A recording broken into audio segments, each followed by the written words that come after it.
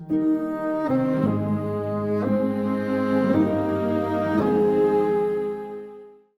my name is Alana Ford and I'm the Senior Fellow here at the Perth USAsia Centre, and I'm with Gordon Flake, our CEO, and we are talking about the US presidential election. Over the past month, we've seen early voting start.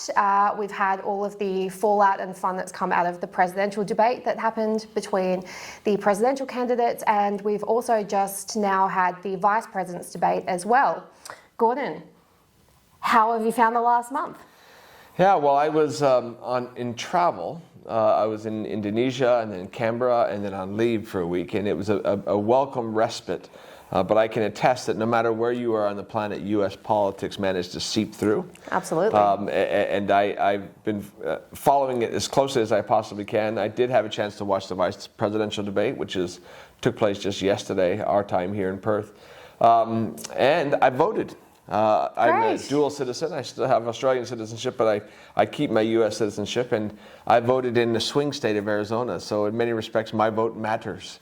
It does. And mercifully, this year it's actually gotten easier rather than harder. I think the trend line in the United States is that they're making it more difficult to vote by design, despite the fact that Arizona is quite controversial in that regard. For uniformed and overseas voters, they now have a portal. So they email us the ballot, filled it out, scanned it, and then went on this online portal to vote. So I can check that box. I've done my civic duty.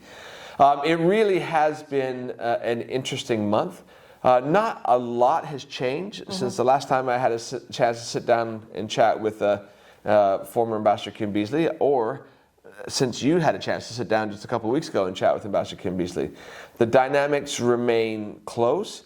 It does seem to continue to be that in most of the swing states, Kamala Harris has inverted the disadvantage that Joe Biden had after his debate and right before the convention. So a very strong convention, a very strong presidential candidates debate performance, and now a relatively mild but strong on both sides vice president's debate thing has not done anything to shake up the race. And so we're not too different today, 30 odd days out from the election, than we were 48 odd days out from the election, or even 50 days out from the election.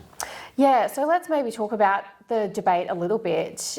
I think what surprised me was how unremarkable it was, which is typical for a vice president's debate, but this has been such a chaotic election and such an eventful election so far that it was almost anticlimactic. It was almost like some breathing room, in that it was quite uneventful. Maybe the only surprising thing was for two candidates who don't like each other, are known to not like each other very much, how agreeable they were with one another. And, it is a bit of a tactic that you don't go after your other vice presidential candidate, you go after the top of the ticket. I don't know how well either of them did that. Vance probably was a little bit better at that than Walz, but it was very tame. Yeah, the vice presidency is a rather strange office in the U.S. system. They have the responsibility to support the top of the ticket, the president or the presidential candidate. They're not able to really toot their own horn, so to speak, as much. They're supposed to focus on the top of the ticket. And so there is actually a long history of vice presidential debates being less pointed, more civil than presidential debates. I can recall back in 2000 and watching with my team at work at that time, first the presidential debate between Al Gore and George Bush, and then a very civil, very articulate, erudite discussion between Dick Cheney and Joe Lieberman.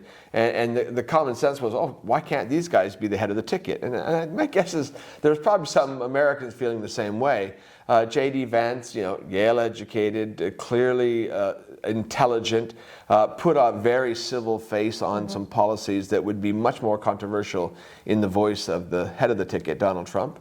And we know that Tim Walz, as the vice presidential candidate for the Democrats, is also quite folksy and homespun. So it was civil. I mean, there was a lot more agreement between the two than you had seen in most debates, but that's the norm. The real intent for a vice presidential debate is not to distract from the ticket. And I think both campaigns at this point didn't want this debate to be a game changer. So it was relatively milquetoast. I do think that there are probably more things that J.D. Vance said which will come back over the course of the next month, of the next 30 days or so, to be used in a stronger Democratic narrative, and none more so than the concluding discussion about democracy. That very pointed question about, did Donald Trump lose the election? And the inability of J.D. Vance just to say that, as Tim Walz put it, was a very damning non-answer. And the fact that happened just after the news today, that there has been the dropping of a formal re-indictment, if you will, of the former President Donald Trump on January 6th election interference, and a very detailed public offering that front, is going to mean that's going to be a little bit more of a theme than it would be otherwise. What do you think about the timing of this indictment? Well, look, in some respects, Donald Trump has been extremely fortunate, and his strategy has been understandably to delay, right? Because one of the reasons he declared his candidacy historically early was so that he could pursue the narrative that you cannot bring any criminal trials to me, whether it's for rape or whether it's for election interference or whether it's for inciting a riot on January 6th or all the other things, because that would be interfering in politics, right? Mm-hmm. Because you're in politics at that point. And his legal team has largely successfully been able to push the cases in Georgia off and delay them. They didn't take place before the election. Even the case where he now has 34 felony convictions, the sentencing was delayed until after the election, so as not to be seen as unfairly intervening in the political process. It still looms over there. The convictions stand. It's just a question of sentencing, what's happened on that front. And the biggest and perhaps most important of all the cases, again, there's still the classified documents cases as well, but the most important of the cases was election interference. And so Jack Smith, the special prosecutor brought in for that, had a real setback when the U.S. Supreme Court didn't grant complete immunity, but granted a much broader definition of presidential immunity to the president, requiring that case essentially to be reset. And so Jack Smith has come back, taking the Supreme Court decision into account, and refining his indictment much more specifically to those acts which could not be considered to be under presidential authority. And now he has this 165-page indictment with great specificity that the Trump campaign tried to make not public, but Judge Chutkan in this case released it. It's already out there. And so I do anticipate that is going to, it won't change many minds. I mean, the Trump base is pretty rock solid, but it will probably have an impact on swing voters, and it will be something that dominates the news cycle for a good chunk of the next couple of weeks. The interesting thing is we're in a sprint mode right now for the next 30 days, and it's going to be a daily mission to kind of control the news cycle for that day. And for the Trump campaign, they believe that any news cycle that is focused on immigration, that is focused on fentanyl coming across the border, is a good day for them. The Harris campaign believes that any day that is focused on Trump's crimes, that is focused on abortion and those kind of issues, is a good day for them. And so you're going to see this daily tussle to kind of control the news cycle going forward. There's no other really big events coming forward. It looks like there won't be a second presidential debate. It doesn't look like former President Trump is likely to do any other big interviews. I don't think that there will likely be any further vice presidential debates. And so at this point, it's just speeches and campaigns. And the real question then becomes, what could change this dynamic? There's a long history in American politics of what they call October surprises. Yes. And the reason for that is because the U.S. presidential election by the Constitution takes place on the first Tuesday of November, the last month when things can change things is October. And in this case, it seems that we've already seen them. Many of them happened in September, or many of them happened in July. This is already a really unprecedented, strange presidential election. You have a Democratic candidate who was not the candidate during the primaries.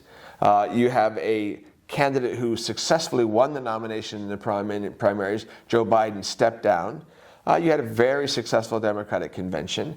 You had a Republican vice presidential pick, which was not a traditional pick. You know, in the U.S. politics, normally a politician, particularly at the head of the ticket, will choose somebody who complements him, who brings something that he doesn't have geographically or issue or otherwise. And in many respects, as we saw in the vice presidential debate, J.D. Vance is kind of a mini-me of Donald Trump, just slightly more articulate in that regard going forward. You've had now 2 assassination attempts on a Republican candidate, former President Donald Trump. And you've got this deeply unsettled global environment. So normally one of the big October surprises is a war, but we just this week we've got ongoing conflict in Gaza, that conflict spreading into Lebanon with Hezbollah, and just in the last couple of days, and no one knows exactly where this is going, the Israel firing of missiles, the Iranian missiles fired into Israel, which kind of put the whole world kind of on tenterhooks, and not to mention Ukraine. So it's a really unsettled, unprecedented environment. Yeah, it really is. So going back to the indictment, I mean, my first question is, do you think that is the October surprise after all of the surprises that we've already had? But I guess in terms of impact, I think you're right in saying, it's not going to change the minds of any Trump voters because they're already decided. Potentially what it could do is encourage more people on the other side to actually go out and vote. Mobilization is a really big challenge in the US, so do you think it could have some impact there? So you put your finger on, I think, which is the fundamental question for the next 30 days. For the Trump campaign, it's the question of floor versus ceiling. There's no question that, as he predicted back in 2015 when he said it, where he said, I could stand on Fifth Avenue and shoot somebody and I wouldn't lose their support. Oh my goodness, that's true, right? He has this core base of support who don't care about anything else. No matter what happens, they will continue to support him. And that's why he's the candidate today, because of that base is unshakable. But there's a real question for them is that also a ceiling? Is the floor a ceiling? Can he get above and beyond that 43%? And so the real challenge for Donald Trump is that, yes, it's true, on the base of that fervor of supporters, he won 74 million votes back in 2020, more than any Republican presidential candidate in history, and more than any sitting president in history. So he's got a very strong base. That's why he's the nominee. That's why this is a close election. But at the same time, he lost the election by almost 8 million votes, and by the same margin in the Electoral College that he won it in 2016. And so the question really becomes, can he expand on that base?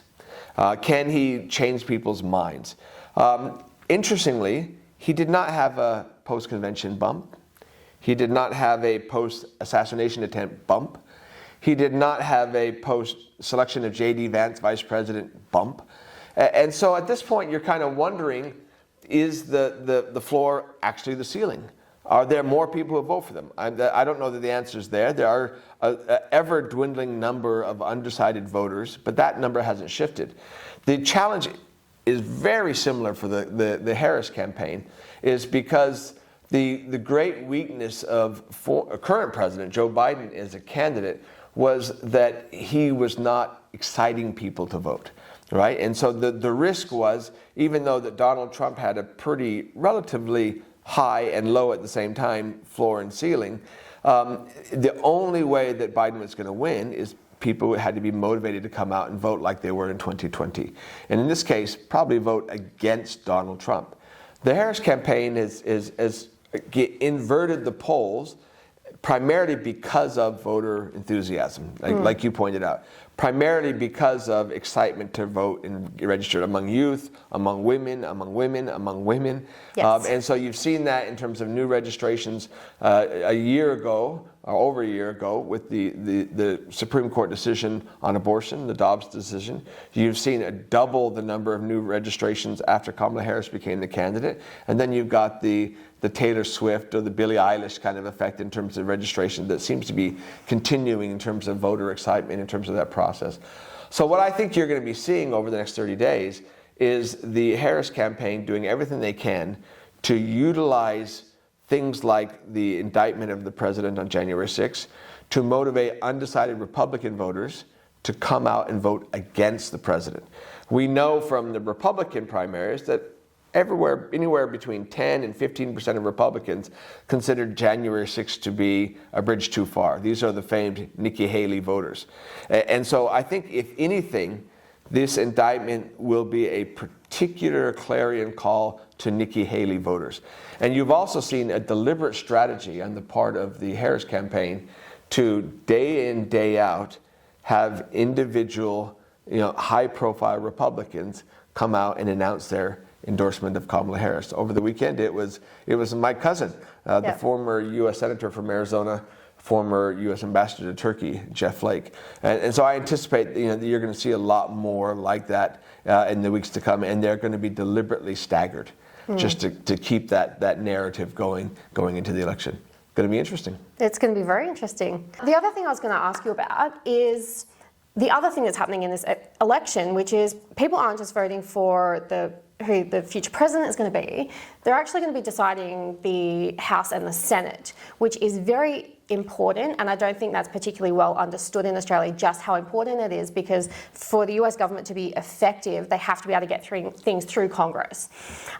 Everything, like we see the budget shutdowns, for example, which is so far-fetched to us in Australia, how a government can just shut down. But it really, I think, demonstrates just how important having some kind of unification in Congress, or at least a slightly more productive Congress than we've seen in recent years.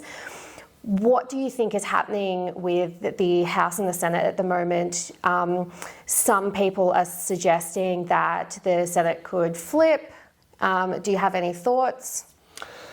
So there's an expression in U.S. politics called coattails. And the presumption is that the leader of the ticket, the president, would have a long, long coat, and that as he was successful, he would drag along with him Senate candidates, House candidates, state-level governor, and even state legislator candidates who would ride on the president's coattails in terms of the process. We're not really seeing that this time, though, are we? Well, we'll see. I don't know that we know the answer to that thus far.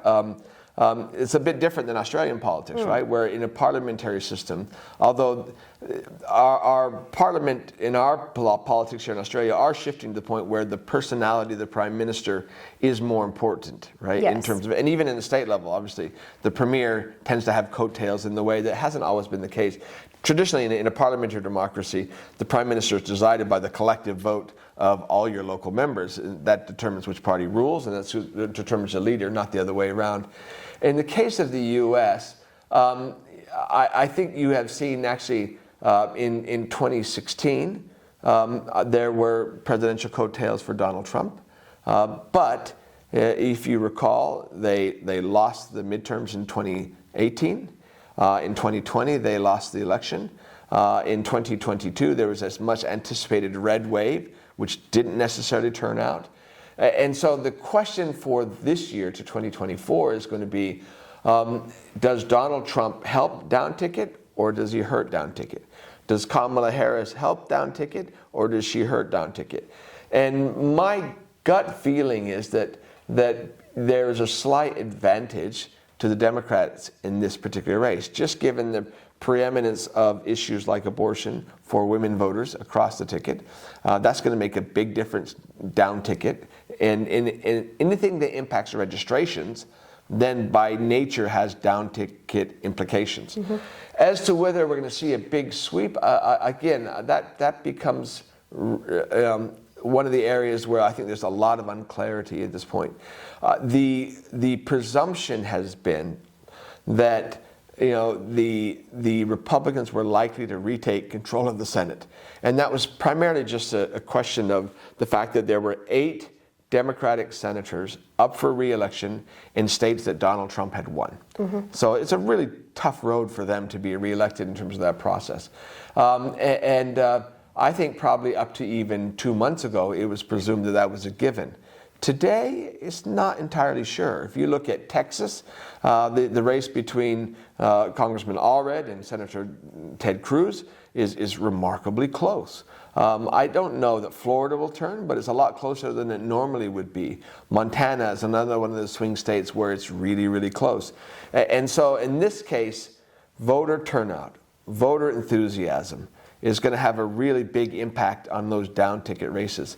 I still think probably the general presumption is that Democrats will retake the House, just on the base of the House is much more representative than the Senate, right? Yeah. Because if you look nationally, the House is based on population, is proportional, and there is no question that in the last 3 elections, that Democrats have won a majority of the national vote.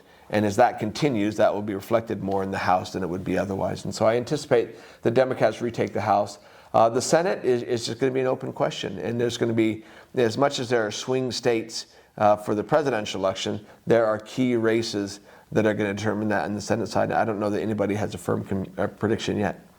No, and I think the polls at the moment are sort of very reflective of exactly what you've just said, with the Republicans in the Senate. They seem to be trailing quite far behind where Donald Trump is in the polls. The situation with the Democrats is sort of the opposite. It's a much closer race. There's only 1 or 2 percentage points between where Kamala Harris is and where the Democrat Senate candidates are. But it's actually Kamala Harris that's trailing slightly behind. So it is a really interesting situation. It's going to be really fascinating to see how it plays out. Yeah, I think you put your finger on it. In some respects, there's no question that Joe Biden, while he was still the candidate, and Kamala Harris today lags behind a specific number of Senate candidates. So in my home state of Arizona, Ruben Gallego has a higher margin of a lead in the polls over Kari Lake than Kamala Harris has over Donald Trump. The presidential election is much closer. A part of that is just because of the nature of the candidates. So we've seen a lot of controversy about the gubernatorial candidate in North Carolina, who's very Trumpist, but again, there's a lot of lurid allegations that's come out against him, and the worry is then, does that have an overall depressing impact on the overall statewide ballot? So again, this just gives you a clear indication of why U.S. politics remains so interesting, is because it is so complex, and state by state, race by race, top to bottom, dynamic, it's different. And if you want to understand the whole of a country as broad and as diverse as the United States, you've got to understand the collective. Yeah, and